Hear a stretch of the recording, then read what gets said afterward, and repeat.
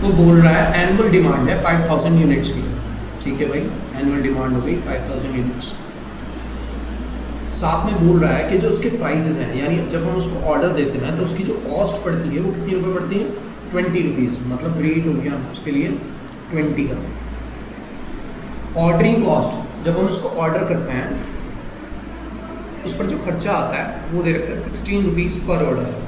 हमें पर ऑर्डर ही चाहिए, यानी पर यूनिट ही चाहिए, बोला था आपको मैंने। नेक्स्ट पॉइंट क्या कह रहा है कि स्टोरेज रेट, अगर हम उसको स्टोर करके रखते हैं तो उस पर जो खर्चा आता है वो कितना आता है, 2%। एक बात याद रखना, ऑर्डरिंग कॉस्ट को जो मैंने रिप्रेजेंट करा था वो उसे करा था, और जो कैरिंग कॉस्ट होता है जिसे हम CH भी बोलते थे, इसको हम रिप्रेजेंट हमेशा ये है ना परसेंटेज में गिवन होता है।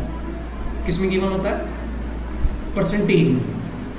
अब आप इसे परसेंटेज में निकाल रहे हो, वहाँ पर स्टोरेज कॉस्ट कितना बोला है उसने, 2% पर एनम। तो एक तो ये रहा 2%, प्लस उसने बोला इंटरेस्ट रेट। इंटरेस्ट रेट ये भी स्टोरेज का कॉस्ट का पार्ट है, कितना परसेंट है, 12%, तो प्लस 12%। और लास्ट ऑब्सोलेसेंस रेट कितना है, 6%। तो ओवरऑल कितने परसेंटेज हो गई, 6 + 12 + 2 कितना हुआ, 18%।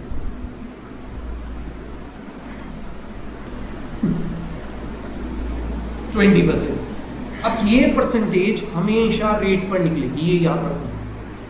इसमें कंफ्यूजन होता है कि हमेशा किस पर निकालना है, ऑर्डर पे निकालना है, रेट पर निकालना है। तो हमेशा किस पर निकलेगी, रेट पर। और रेट कितना था, 20%। तो कैरिंग कॉस्ट कितना हो गया, 20% ऑफ ₹20।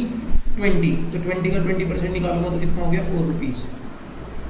ठीक है, अब मुझे इकोनॉमिक ऑर्डर क्वांटिटी निकालनी है वापस। तो कैसे निकलेगा, 2 × A × O/C।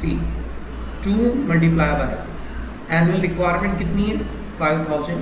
ऑर्डरिंग कॉस्ट कितनी है, 16। और कैरिंग कॉस्ट कितनी है, 4 रुपीज़। कैलकुलेटर का यूज़ करते हैं। 2 × 5000 × 16 / 4 और उसका अंडर रूट, तो आपका निकल कर आता है 200 यूनिट्स। ये हो गया हमारा EOQ। अब इसमें एक नया टॉपिक आता है।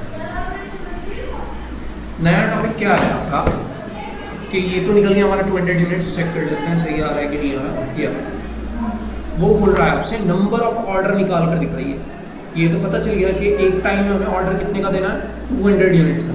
अब वो पूछ रहा है नंबर ऑफ ऑर्डर बताइए, कितने देने पड़ेंगे आपको ऑर्डर। वो कैसे निकलेगा, उसका फॉर्मूला होता है A/EOQ।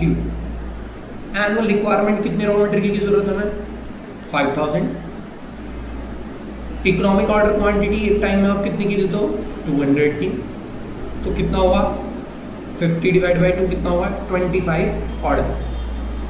यानी आपको कितने ऑर्डर देने पड़ेंगे पूरे साल में, 25 ऑर्डर देने पड़ेंगे। अब अगर वो आपसे पूछे कि दिन के हिसाब से बताओ कितने दिन में कितने ऑर्डर आने चाहिए, तो मैं टाइम पीरियड चेक कर रहा हूँ। तो तीसरा फार्मूला बनता है टाइम पीरियड का। वो कैसे निकलेगा, अगर मैं डेज के हिसाब से निकालता हूँ तो बोलता है 365 डेज। मंथ के हिसाब से निकालता हूँ तो आएगा 12, है ना। और डिवाइडेड बाय कितने, 25 ऑर्डर, यानी 365 डेज डिवाइडेड बाय 25। तो ओवरऑल आया 14.6 डेज। अब डेज कोई पॉइंटों में तो होता नहीं।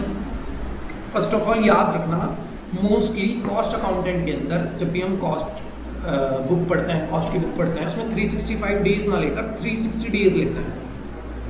कितना डेज लेते हैं, 360।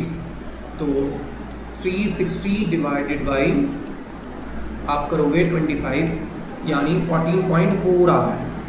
और इसको हम डेज को ऐसे नहीं लिख सकते, तो हम क्या लिखेंगे, 14 डेज में आपको एक ऑर्डर देना पड़ेगा। समझ आ गई बात, किसी को कुछ पूछना है, ठीक है नहीं